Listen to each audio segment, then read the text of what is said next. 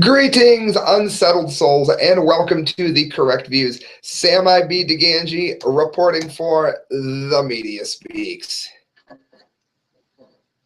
Oh, friends, I gotta do it. I gotta do it. There is no way we can let this happen, friends. I've got like the absolute worst. There's no way I could read this story and not do this. Here's exactly what's happening, friends. They are about to pull the plug on a baby named Olivia right before her first Christmas after she beat cancer. Now, I'm going to read you the story, and don't leave. Don't leave because it ends with me being very, very cold. Don't leave. If you've tuned in and you hate me, this is your chance to prove that you hate me. Don't tune out. Paul Joseph Watson, as we call him, PJ Dub from Prison Planet. Born on February, baby Olivia has beaten cancer. She has never been in a vegetative state, that means not brain dead, nor does she suffer from a terminal or incurable disease. However, because she has been suffering from reoccurring infections and has been in intensive care for almost a year, health authorities at the London Great Ormond Street Hospital, have indicated that they could withdraw treatment in a matter of weeks. According to Olivia's parents, PJ Dub wrote, they have also been threatened with having their access to Olivia removed by social services because they complained about healthcare procedures in the hospital. Yeah, things like pulling the plug and killing the infant. Olivia, now needs our help to survive her first Christmas. Her parents, who have been by her side every day for 10 months, are trying to raise money to get Olivia moved to a different hospital in Europe where intensive care can be continued. And it says you can donate whatever you can afford. Look up youcaring.com/medical fundraiser Olivia. It's a long name, unfortunately, but you'll find it right away. You can also go to facebook.com and Olivia's Voice, facebook.com/Olivia's Voice. All right, guys, I am donating. I'm not just doing the ice thing. I'm just not. I don't want to get into it. I'm donating. So a lot of people that do the ice bucket challenge don't donate. I am donating. Okay. Here's what I'm doing. If 5 people go to my Facebook page, take a picture of your envelope. Don't give me your address. That's not what I'm asking. Show me your envelope.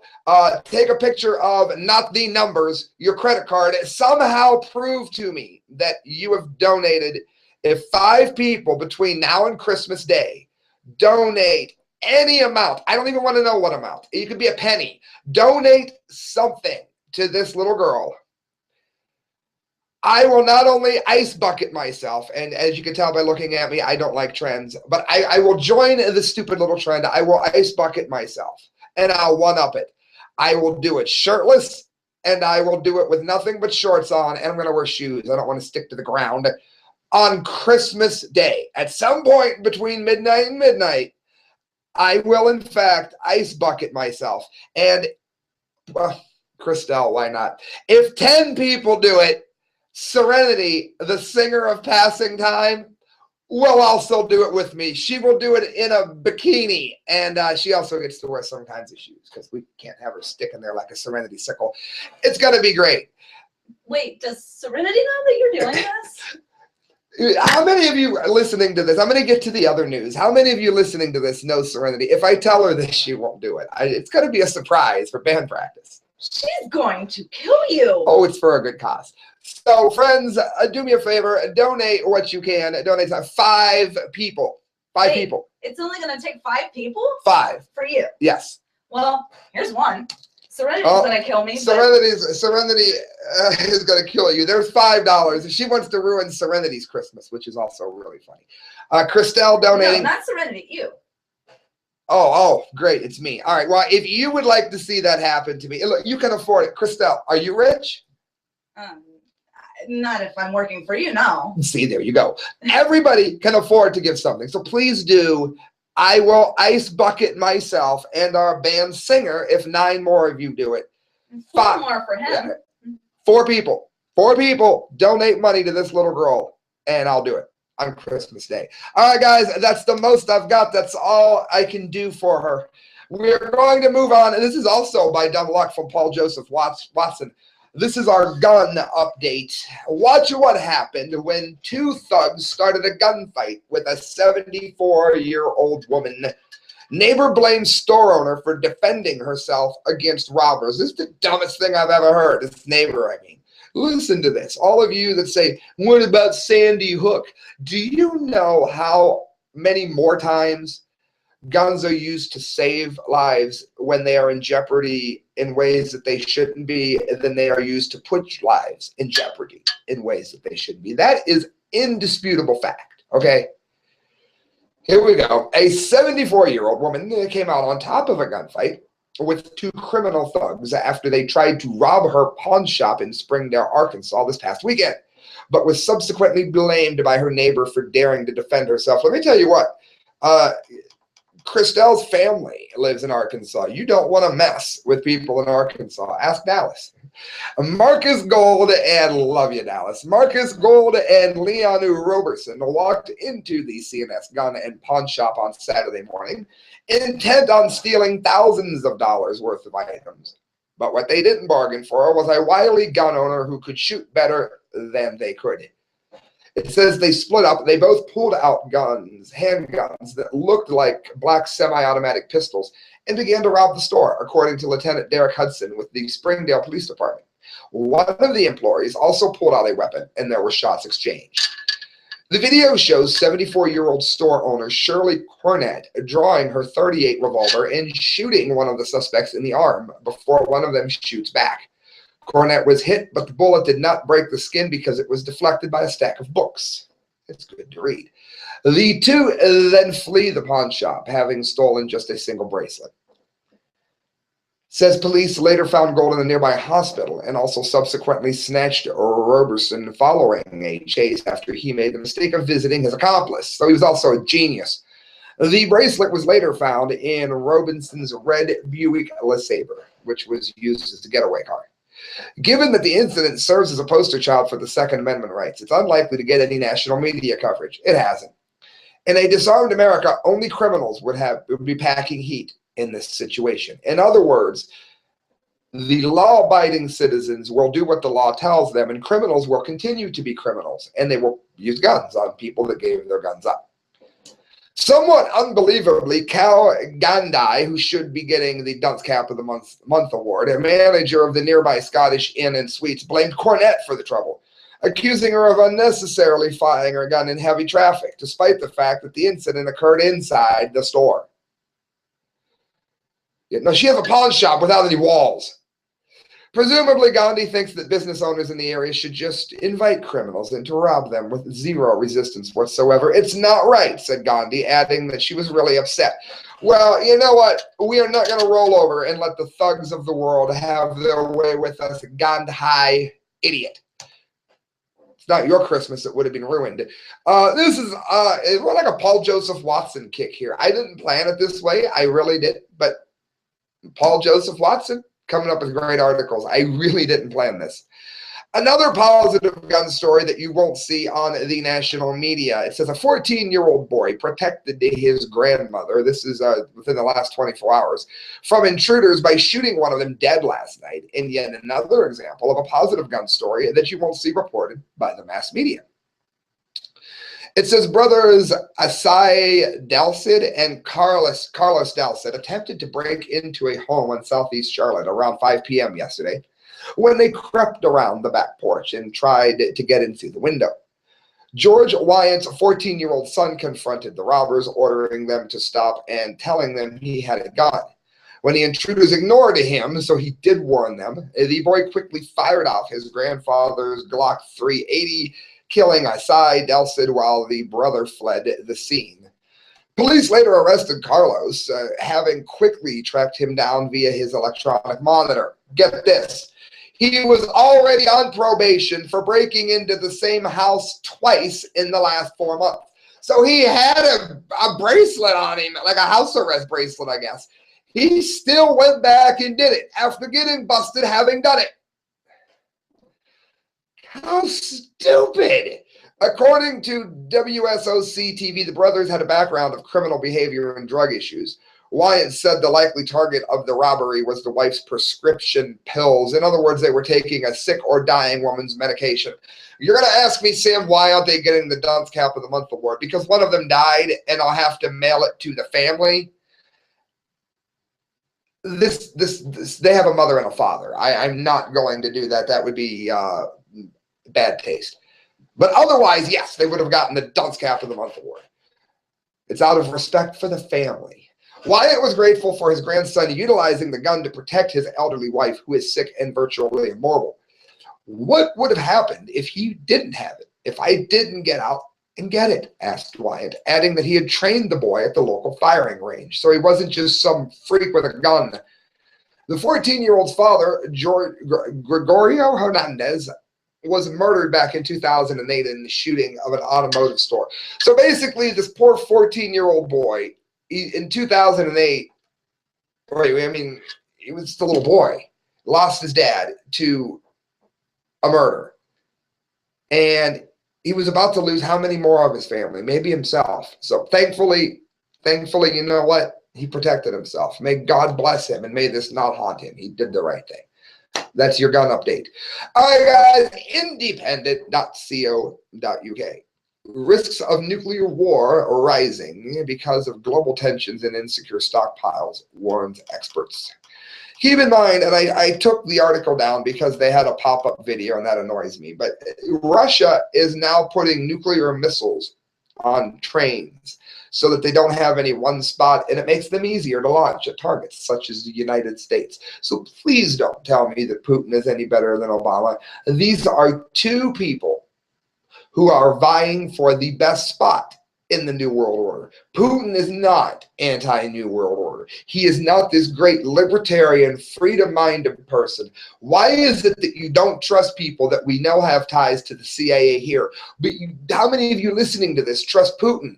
He's from the KGB, which is the CIA of Russia.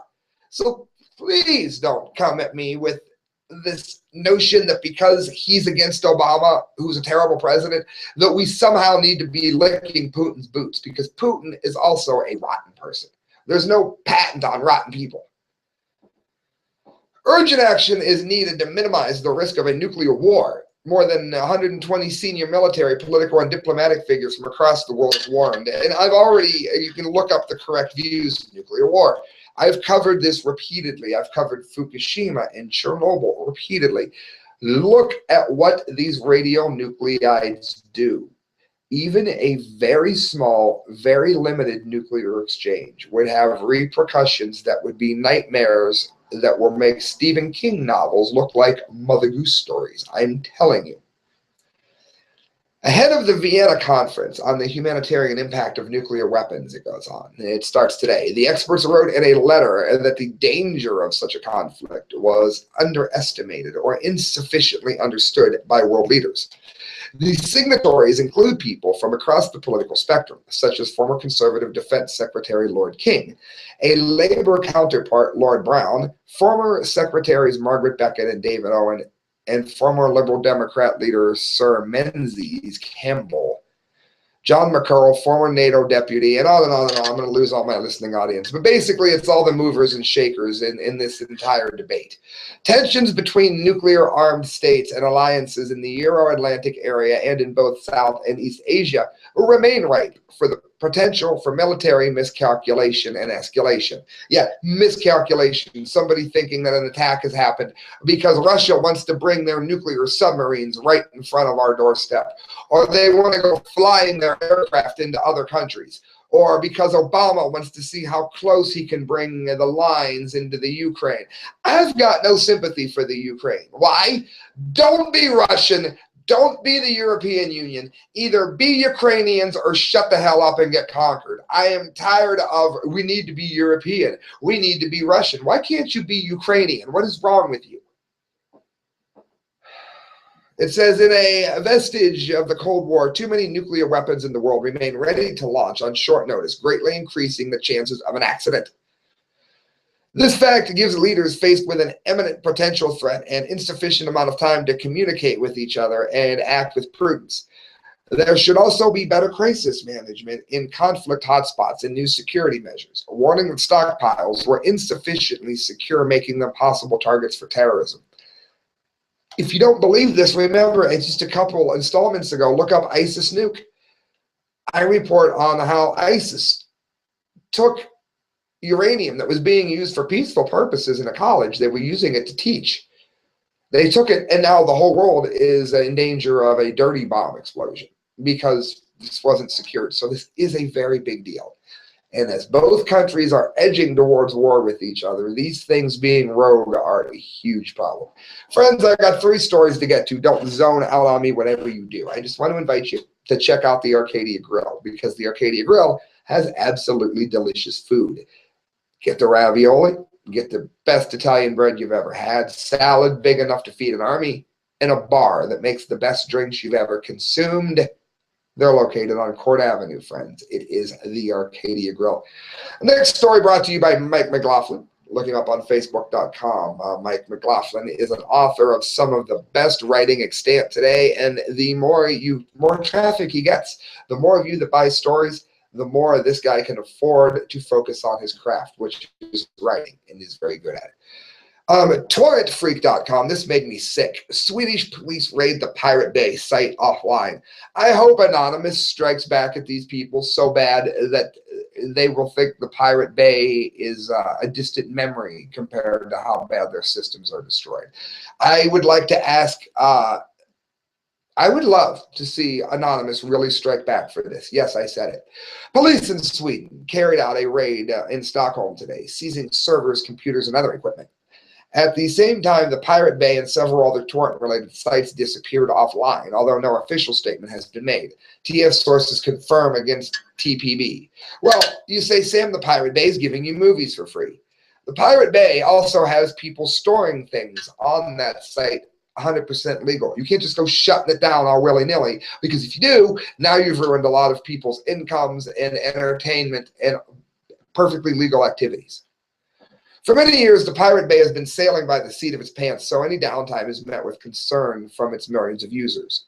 This morning, for the first time in months, the Pirate Bay disappeared offline. A number of concerned users emailed TF for information, but at that point, technical issues seemed the most likely culprit. However, over in Sweden, authorities have just confirmed that local police carried out a raid in Stockholm this morning as part of an operation to protect intellectual property. BS. The update on this, it said that according to the police, the raid targeted a data center in Nacka, which is built into a mountain, and that the Pirate Bay's forum Super Bay org is also offline. The same goes for bayimg.com and pastebay.net. There were a number of police officers and digital forensic experts there. Well, you know what? I hope Anonymous mushes that police department server in every way that doesn't affect ambulatory and emergency services. I'm dead serious. I'm dead serious. I hope suddenly all the people that own parking tickets vanish off the system. That's what I hope. I hope it costs you thousands, you rotten, filthy people. Scum! Getting into other people's business where you have no business being there. WND.com. 2 more stories to get to. Death penalty for smuggling Bibles. Why is our country a friend of Saudi Arabia? They are the most vile people ever. Let's bomb them. No, that's not what I said. Let's shut them down by refusing to do business with them until this ends. Listen to this. Unconfirmed reports of a new decree imposing the death penalty for anyone caught smuggling Bibles into Saudi Arabia has many Christian ministries and support groups on edge. Yeah, because our government, both Bush and Obama, support this rotten country like they're some kind of great ally to us when they're horrible. They're the main reasons the towers fell. Practicing any religion other than Islam has long been illegal in the Desert Kingdom, and that includes rules against foreigners bringing in any type of religious material that does not conform to the royal family's strict Wahhabi brand of Sunni Islam. You know what? They can get down on all fours and suck a fart out of my rear end and then rate it on Yelp. That's what I think of their Wahhabi brand of BS. Foreign nationals living in Saudi Arabia are often detained for purely religious reasons, sometimes resulting in deportation. Oh, but they're our friends. Supplying capital punishment, which in Saudi Arabia often means death by beheading, to Bible smugglers would signal a new level of prosecution even for the Saudis. Yeah, who beat and disfigure and hurt women for driving a car. Several Christian missionaries said they were seeking to confirm a recent report by the Virginia-based Heart Cry Missionary Society that a new death penalty law has been adopted, citing an official statement in Arabic of a Coptic Christian website called Cops Today. There's links for all of that in the article. The law reportedly extends to the importing of all illegal drugs and all publications that have a prejudice to any other religious belief other than Islam. It's 4:20 in the morning, friends. You'd have to be stoned to even believe it. No response from Saudi embassy. WND made 3 requests via phone and email to Saudi Arabia's U.S. Embassy press officer in Washington asking for confirmation or denial of the report. A woman at the Saudi embassy who identified herself only by her first name, Cecilia, said that she made all 3 emails. She made sure that all 3 emails were received by the press officer, Nail al-Jabir, and he has not responded. So this is more of our great friends, the Saudis, and it goes on to list other things they've done to us. By that I mean Christians, for no reason whatsoever, and yet we continue to help them and call them friend. And really, I'm in favor of us pulling all support out of Saudi Arabia, drill our own damn wells, take care of our own oil, and get out of Saudi Arabia. Let these animals, and I do mean leaders, not Islamic people, let these animals just kill each other. Leave. Departe. All right, guys, that brings us to the dumdy of the day. Goes to Greenpeace. How many times is Greenpeace going to show up on something that has to do with the word dumb? This is from RT. Greenpeace activists damage ancient Nazca lines of Peru to seek criminal damages. The Nazca lines, for those of you that don't know, Christelle didn't know. I was shocked. There is clearly a bird carved into the stone. There are lines that line up to a lot of different things. It can only be seen from the air. We have no idea how they even did these so symmetrically perfect or what they were for. Supposedly nothing flew there. Many of us believe a whole bunch of things were flying.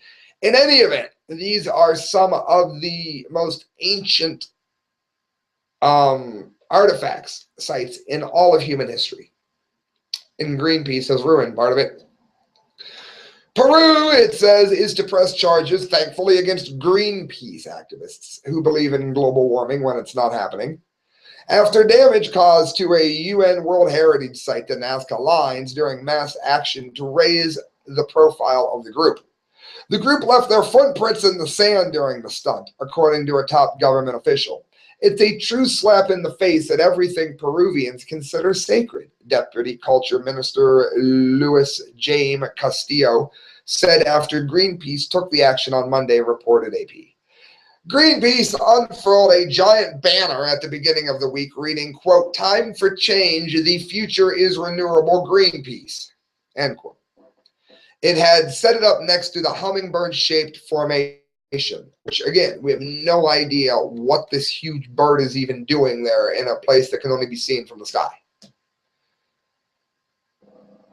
Entrance to the area is strictly prohibited. The Nazca culture was prevalent in the region between approximately 100 BC and 800 AD. And the imaginary figures imprinted in the ground are thought to have had astronomical functions. That's even before Ruth Bader Ginsburg was joined. Did you hear that? They are thought to have astronomical functions back in 100 BC. Nonetheless, the banner was intended to be viewed by delegates from the 190 countries who had been attending the climate change talks in Lima. Castillo said that charges of attacking archaeological monuments would be pursued. These could potentially result in 6 years imprisonment for the activists involved. The government is additionally seeking to prevent the responsible parties from leaving the country. I say wonderful. They're there trying to push Agenda 21's a man-made global warming lie.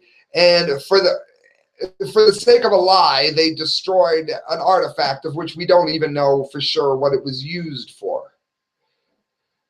They are very fragile. They are absolutely fragile, he says. There are black rocks on a white background. You walk there and the footprint is going to last hundreds or thousands of years, Castillo said. And the line that they have destroyed is the most visible and most recognized of all.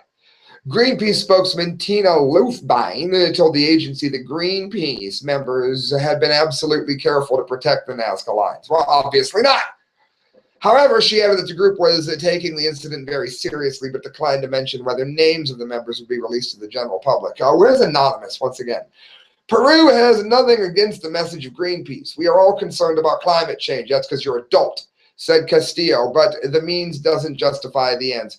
Greenpeace has made a mess out of everything they've ever touched. They are trying their best to tax you for a lie that is man-made climate change. And it says they've repeatedly incurred the wrath of governments and corporations through their actions. In March, 7 activists were arrested for spreading out banners on the roof headquarters of Procter & Gamble in protest of the usage of palm oil. And friends, that's why they get the dumpty of the day. I swear. You're listening to The Correct Views. Sam I.B. DeGangi reporting for The Media Speaks.